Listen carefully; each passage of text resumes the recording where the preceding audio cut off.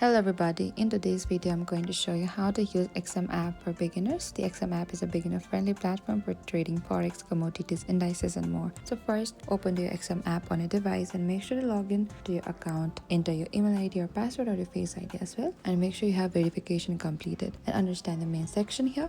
On the bottom there's a trade. It opens the positions and the balance here. Under this explore here, you can explore all the top gainers, top losers and the top long of your currencies, of other cryptocurrencies here as well.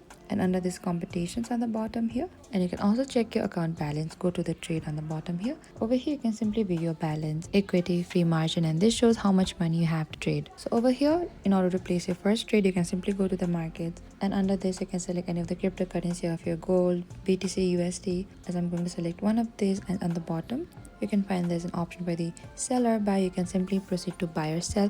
Buy if price will go up, sell if the price will go down, and monitor a trade as well. And that is it. Using the XM app as a beginner becomes easy once you understand its layout, check markets, analyze charts, and place trades and monitor results. Thank you for watching this video. I hope I could help you. If you have any queries or confusion, please comment down below and we will reach out to you.